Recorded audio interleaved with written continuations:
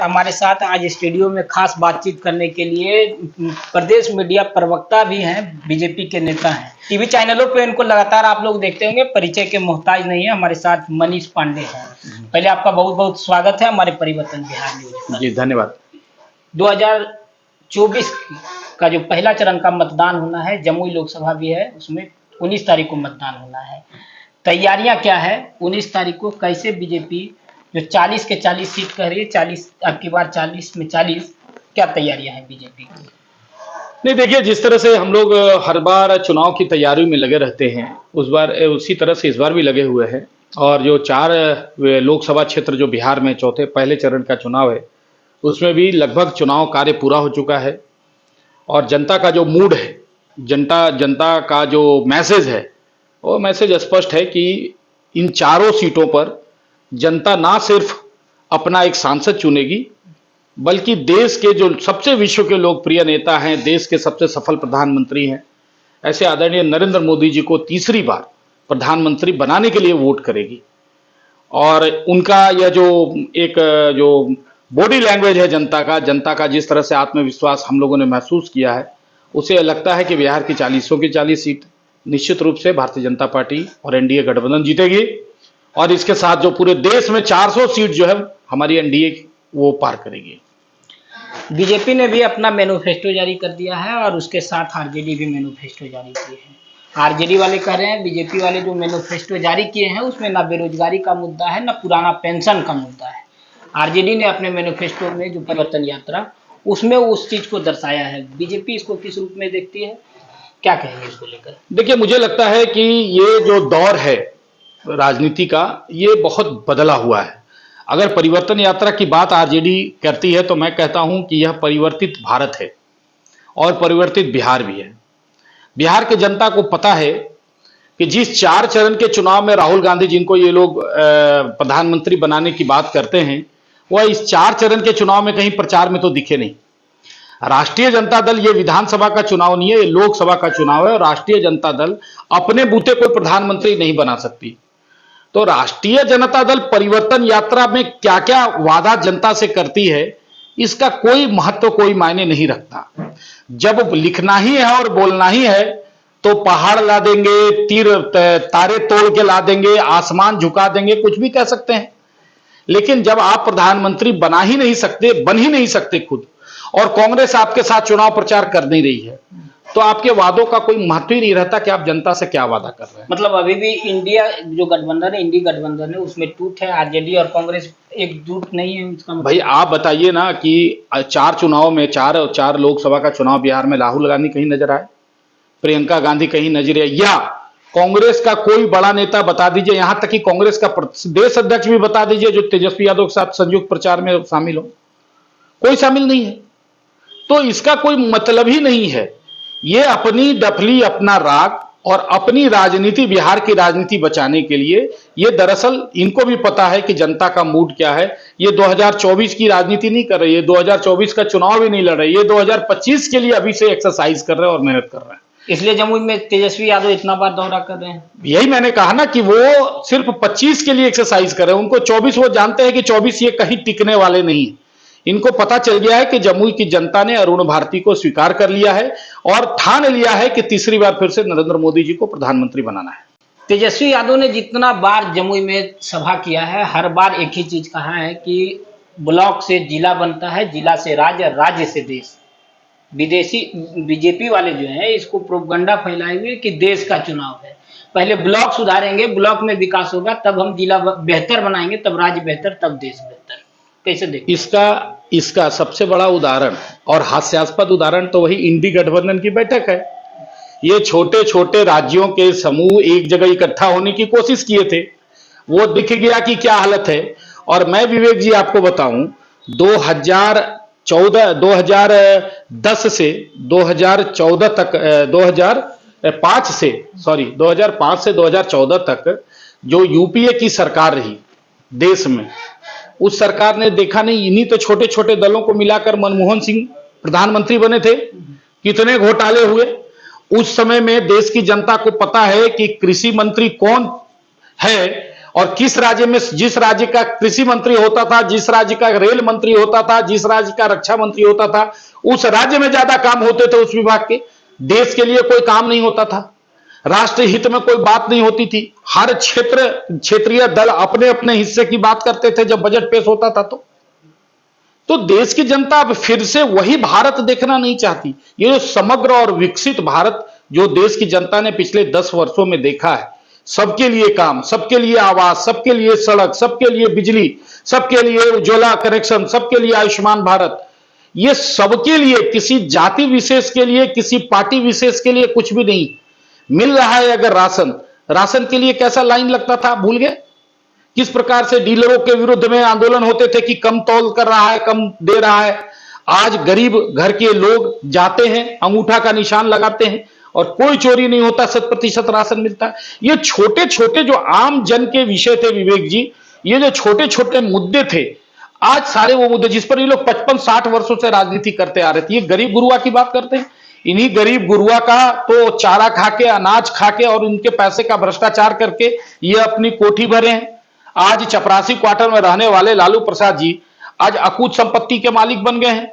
दिल्ली के new friends colony जो रहायशी इलाका, करोड़ों अरबों रुपया का मकान आज उनके पास आ गया। कहां से आ गया, किस प्रकार से आ गया, बिहार की जनता नहीं जानती क्या? आज गरीब इनके राज में वही का वही रह गया 2014 के पहले तक। और मैं कहना चाहूंगा 2005 से बिहार में एनडीए की सरकार थी ना, भाजपा जेडीयू की सरकार 2005 में आई। मैं पूछना चाहता हूं, तो वही तो बार बार उस पर सवाल वो खड़ा करते हैं, 17 साल बनाम 17 महीना, 17 साल बीजेपी और जदयू की सरकार रही और 17 महीने में रोजगार की बहार आई। नीतीश कुमार पर दबाव तेजस्वी यादव ने डाला, कहा था कि पहली कलम से हम नौकरी देंगे 10 लाख, इस कारण से नीतीश कुमार को अपने साथ लिया। अब मैं आपको बता रहा हूं, मैंने इसलिए आपसे शुरुआती बात में कहा कि 2005 से बिहार में एनडीए की सरकार थी, नीतीश जी और भाजपा का गठबंधन था और नीतीश जी मुख्यमंत्री थे। लेकिन मैं पूछना चाहता हूं, उस समय यूपीए की सरकार थी केंद्र में, मनमोहन सिंह प्रधानमंत्री थे, तब डबल इंजन की सरकार नहीं थी बिहार में। हालांकि 3 साल के लिए डबल इंजन की सरकार भी आई थी। लेकिन मैं पूछना चाहता हूं, बिहार की सड़कें 2014 के बाद अच्छी क्यों हुई? बिहार में हाईवे इतने बड़े बड़े 2014 के बाद क्यों लगे? बिहार में हर गली हर टोलों में बिजलियां, चाहे वह दलित का मोहल्ला हो, मुसड़िया हो, रविदास टोला हो, पिछड़ा अति पिछड़ा का मोहल्ला हो या सवर्णों का मोहल्ला हो, हर मोहल्ले में बिजली पोल खंबे 2014 के बाद क्यों गड़े? हर घरों में शौचालय 2014 के बाद क्यों लगे? हर घर में, हर गांव में गली नली नल जल, इस प्रकार की योजनाएं 2014 के बाद ही क्यों आई? इसीलिए आई क्योंकि 2014 के बाद बिहार में डबल इंजन की सरकार थी और केंद्र में प्रधानमंत्री थे नरेंद्र मोदी। इन्होंने कोई भी किसी प्रकार का भेदभाव राज्य और केंद्र के साथ नहीं किया। जमुई की बात जहां तक करेंगे, चूंकि जमुई लोकसभा की बात है, आपके ज्यादातर दर्शक जो है वो जमुई जिले के व्यूअर्स हैं, मैं एक बात निश्चित रूप से बताता हूं कि आप देख रहे होंगे जमुई 2010-14 के पहले किस तरह से नक्सली यहां पर प्रभाव था, किस प्रकार से लोग रातों में घर से निकलते नहीं थे, किस प्रकार से सुदूर ग्रामीण इलाकों में लोग जा नहीं पाते थे, बिजली का अभाव था, हम खेती करते थे तो सिर्फ डीजल जलाकर खेतों में, मेड़ों पर, आहार पोखर में डीजल इंजन रहता था तभी खेती हो पाती थी। आज किसानों के लिए अलग से खेतों में पोल लगाए जा रहे हैं, तार बिछाए जा रहे हैं, एग्रीकल्चर फीडर अलग से बनाया जा रहा है। पहले बीज के लिए मारामारी होती थी, आज बीज किसानों को कितना सुलभ तरीके से उपलब्ध हो गया है। पहले हम बिया पारते थे धान का तो 60% मोरी उपजता था, 40% मर जाता था। आज इतना उत्तम क्वालिटी का बीज मिल रहा है कि किसान अगर 100% बिया गिराता है खेत में तो 95% 96% जो है वह मोरी जो है वो उपजता है और किसानों को आज हर घर में फायदा होता है। तो ये जो परिवर्तन आया है किसानों के लिए, हमारे महिलाओं के लिए, पिछड़ा अति पिछड़ा, आप देखिए बीपी सिंह ने जरूर मंडल आयोग की सिफारिश की थी, लेकिन अति पिछड़ा आयोग को संवैधानिक दर्जा किसने दिया? नरेंद्र मोदी जी की सरकार ने दिया। तो आज नारी शक्ति वंदन अधिनियम जो है वह महिलाओं को 33% आरक्षण देने का काम किसने किया? नरेंद्र मोदी जी ने किया। तो देखिए जमुई की जनता ने 10 वर्षों तक यहां केंद्रीय विद्यालय खुले, पॉलिटेक्निक, आईटीआई और भी बहुत सारे पुल पुलिया, मैं उतना विस्तार में नहीं जाना चाहूंगा, लेकिन मैं इतना जरूर बताना चाहता हूं कि आज जमुई की जनता ने 2 टर्म चिराग पासवान को यहां से जिताकर भेजा। उसी का परिणाम है कि उनकी शक्ति से नरेंद्र मोदी जी देश के प्रधानमंत्री बने। आज एक जमुई की जनता का भी योगदान रहा प्रधानमंत्री नरेंद्र मोदी को प्रधानमंत्री बनाने का, और मुझे पूरा भरोसा है कि इस बार भी अरुण भारती जी को फिर से जिताकर प्रधानमंत्री नरेंद्र मोदी को तीसरी बार प्रधानमंत्री बनाने में जमुई की जनता अपना योगदान करेगी। देश का प्रधानमंत्री वैसा होना चाहिए जो 2029 तक भारत को तृतीय अर्थव्यवस्था बनाएगा, अभी पांचवी अर्थव्यवस्था। मैं भी जी पूछना चाहता हूं कि क्या कोई देश पांचवी विश्व में पांचवी अर्थव्यवस्था किसी एक दो व्यक्ति के अमीर होने से हो जाता है क्या?